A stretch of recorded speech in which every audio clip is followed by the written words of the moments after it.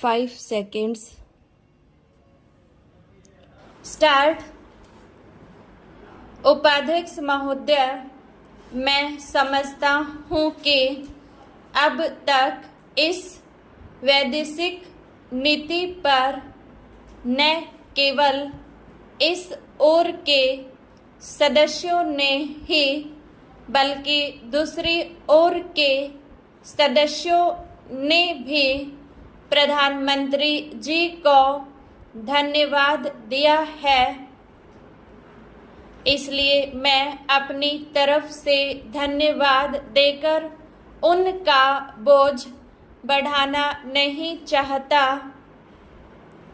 इसमें कोई संदेह नहीं कि इस सदन के सभी सदस्य, चाहे वे किसी भी पार्टी से संबंध रखते हों, इस बात से पूरे सहमत हैं कि हमारी विदेश नीति ने संसार में हमारा सिर ऊंचा उठा दिया है।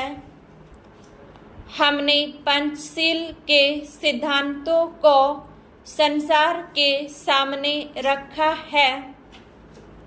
यदि हम उसके आधारभूत सिद्धांत पर दृष्टिपात करें तो हमको पता चलता है कि हमने संसार में एक जो सबसे बड़ा काम किया है वह यह है कि हमने तनाव को कम करने का प्रयत्न किया है।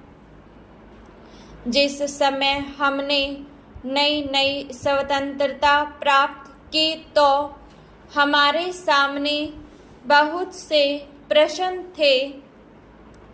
उनके साथ ही हमारे दो बड़े गुट थे जो कि एटम बम और दूसरे बम लिए हुए हमको चुनौती दे रहे थे कि अगर हमने उनमें से किसी एक गुट में सम्मिलित नहीं हुए तो हमको बड़ी कठिनाई होगी।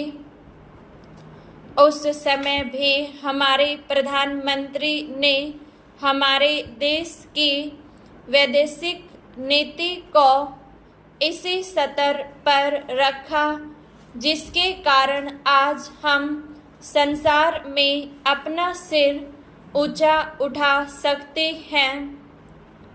हमने जो संसार के सामने पंचशील के सिद्धांत को रखा उसका सबसे बड़ा फल यह हुआ कि एक सम्मेलन हुआ जिसकी ओर मैं आपका ध्यान दिलाना चाहता हूँ। इस सम्मेलन में बड़े उत्साह के साथ संसार के 29 राष्ट्रों ने जो कि एशिया और अफ्रीका से संबंध रखते थे यह घोषणा की कि हम संसार में तनाव कम करना चाहते हैं और साथ ही हम यह चाहते हैं कि संसार में जो विभिन्न सामाजिक और आर्थिक नीतियां हैं वे साथ साथ चल सकें। हमारी वैदेशिक नीति में जो सबसे महत्वपूर्ण चीज है वह है सह अस्तित्व की भावना। उसी भावना के फलस्वरूप हम देखते हैं कि आज कोरिया का युद्ध नहीं हुआ जो कि एक तीसरे विश्व युद्ध के रूप में परिवर्तित हो सकता है। हमारी इस नीति के कारण हमारे अमेरिकी मित्र हमसे कुछ अप्रसन्न भी हो गए, लेकिन यदि हम ऐसा न करते तो आज संसार का तीसरा युद्ध देखना पड़ता। मैं बहुत ज़्यादा समय नहीं लूँगा, थोड़ा ही लूँगा। उपाध्यक्ष महोदय, मैं निवेदन कर रहा था कि जब हम कोई प्रश्न उठाए तो यह देखें कि हम इसमें से कहाँ तक बढ़ा सकते हैं। किसी चीज़ का मूल्य क्या हो, महंगी पड़े या सस्ती पड़े, इसको हमें विशेष नहीं देखना है।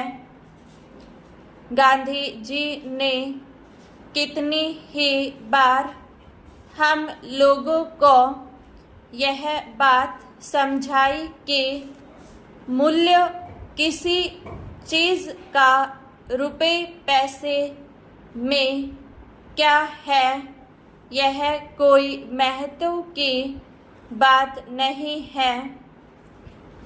आप जानते होंगे कि एक वस्तु जो कि हमारे देश में बहुत सस्ती मिलती है, वही वस्तु दूसरे देश में महंगी मिलती है। इतना निवेदन करने के बाद अब मैं श्रम विभाग की जो रिपोर्ट है उसकी एक मद की ओर तुरंत आ जाता हूँ। जैसा कि पहले मैंने कहा, मैं समझता हूँ कि हमारे इस श्रम विभाग का महत्व दिन प्रतिदिन बढ़ेगा। बहुत से प्रश्न हैं जिनकी तरफ आपका ध्यान भी नहीं है। उन प्रश्नों को आपको लेना पड़ेगा। आज आपका श्रम विभाग अधिकतर औद्योगिक श्रमिकों की ओर ध्यान दे रहा है। अभी हमारे माननीय सदस्य ने जो खेतीहर मजदूरों की दशा सुधारने की ओर भी आपका ध्यान दिलाया था और बतलाया था कि आज उनकी कैसी खराब हालत हो रही है। मैं उनसे पूरी तरह सहमत हूँ। हमारी सरकार का ध्यान देहाती श्रमिकों की ओर नहीं गया है। उनकी बड़ी बुरी हालत है। आपने उनकी दशा सुधारने के लिए क्या किया है? मैं पूछना चाहता हूँ कि जो लाखों और करोड़ों आदमी देहातों में बेकार बैठे हुए हैं, उनको मजदूरी और काम दिलाने के लिए आप क्या कर रहे हैं?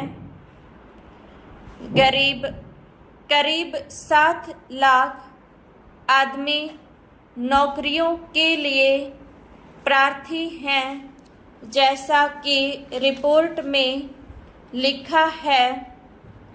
इनके अतिरिक्त कितने ही लाखों और करोड़ों आदमी देहातों में बेकार बैठे हुए हैं और कितने ही आधी बेकारी की हालत में हैं और श्रम विभाग उन बेकारों और आधी बेकारी वालों की संख्या पता लगाने में असमर्थ हैं। उनकी संख्या हमको कहीं नहीं मिलती है। मेरा निवेदन यह है कि हमारे देश में बेकारी बहुत अधिक है।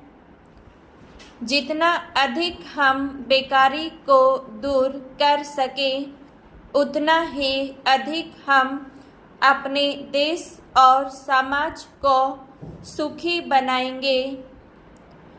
इस कार्य में आपका और आपके विभाग का दायित्व बहुत अधिक है। जो भी नया काम आरंभ होता है उसका दायित्व श्रम विभाग पर रहता है। धन जनता की भलाई के लिए खर्च होना चाहिए।